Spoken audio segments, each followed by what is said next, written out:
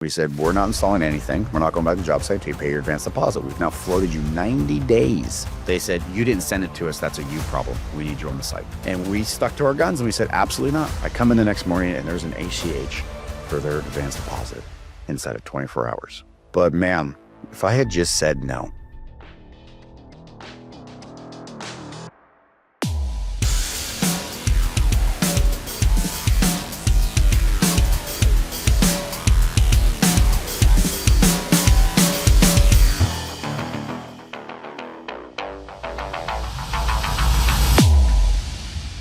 Hello, everybody. How are we doing? Oh, it's been just, hey, it's May. It's May.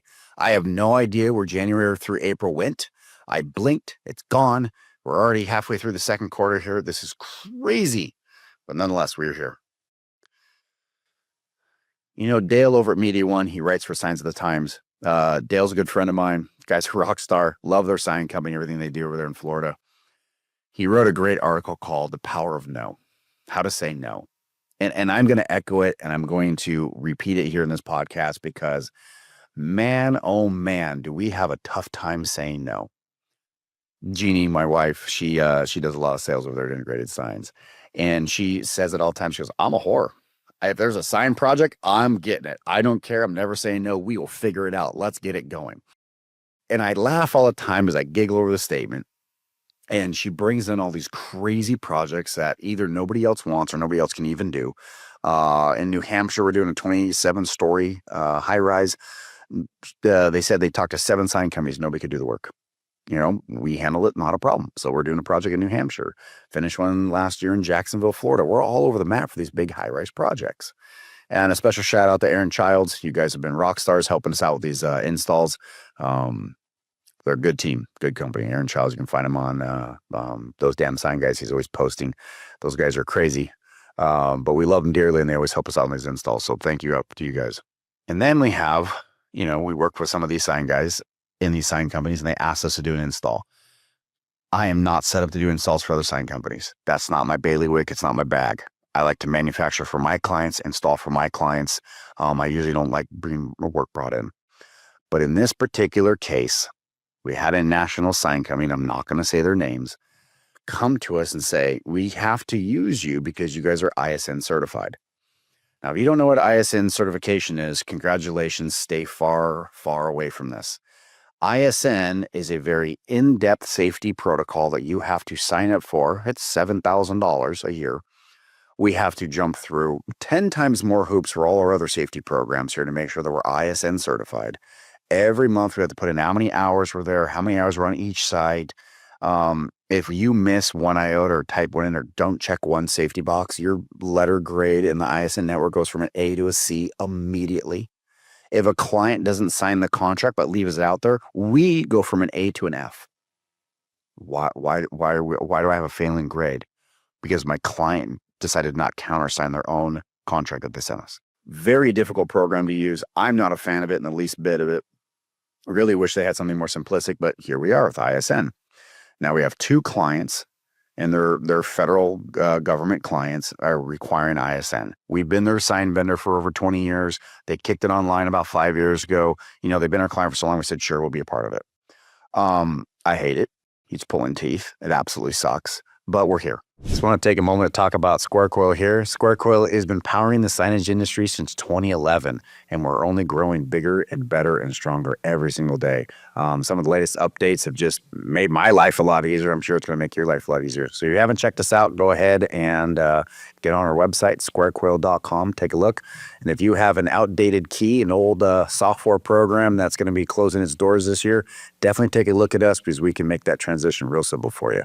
Take a look, squarecoil.com. So this national sign company called us up and says, hey, we have to use you for this install because you're ISN certified and we need to get this done. And we said, why don't you just install your own sign, your ISN as well? And they said, no, we're not. Now I have no idea how that works. I think the PM was erroneously spoke because of them. I'm sure they had to be ISN certified or else the client wouldn't even buy from them, but nonetheless. So we have to install their sign. We send them an advance deposit in January. The sign's going to be installed in May. We have to do all these permits, take care of all these things. So we got about $10,000 worth of cost between the permits, on-site, swing stage, everything else. It's April. And they go, okay, we're going to ship the signs. We need you to install them in May. We said, we're not installing anything. We're not going back to the job site until you pay your advance deposit. We've now floated you 90 days.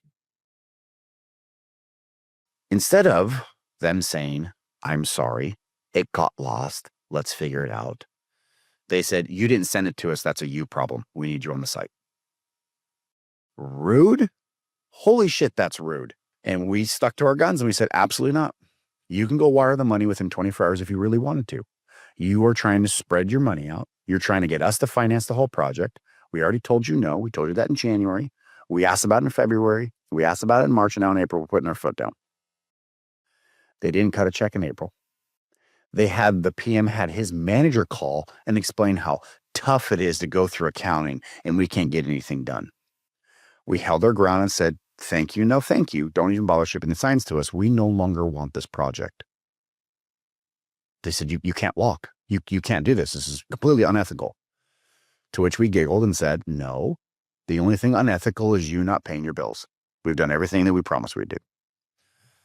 The very next day, after they called 3 times and told us it's not possible, they couldn't possibly do it, we're being completely unreasonable and trying to do every trick in the book, I come in the next morning and there's an ACH for their advance deposit inside of 24 hours. It was a really tough call to say yes because we wanted to say no. Because if they can't even do an advance deposit right, how do you think the signs are going to show up? How do you think the client's going to handle this? How much other red tape are we going to have to dig through to do this project for them? Now, it's not a little project. It's a $250,000 install. This is a huge project. It's going to take us weeks to do the install. But we also have the amount of work that's getting backlogged onto this because we're taking on this project.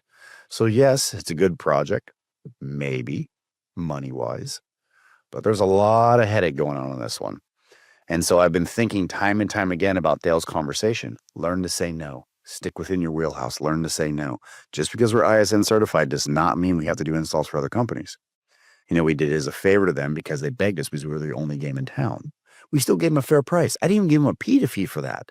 I was like, just because you're over the coals doesn't mean I'm going to give it to you. No, I'm still being nice. I still gave them an honest price as if ISN had nothing to do with it. Hindsight, maybe foolish on my part. I'm rethinking that a little bit right now. But man, if I had just said no, there would have been no headache. Our clients would have been not pushed back. Our clients would have been taking care of the ones that are bread and butter every day. And instead, we wouldn't be dealing with this hell. Dale, hats off to you, my friend. I wish I had taken your advice and said no. This one's definitely going to be one for the books. But if you're listening to this and you have that kind of that feeling in your stomach about a project, you're like, I don't think this is going to work too well. That's your Jiminy Cricket. That's you inside saying, I already know this isn't going to end well, and get out. So take it from me, take it from my advice. Learn to say no. It's going to make you a lot happier in the end. There's plenty of other clients out there. I'll talk to you next week.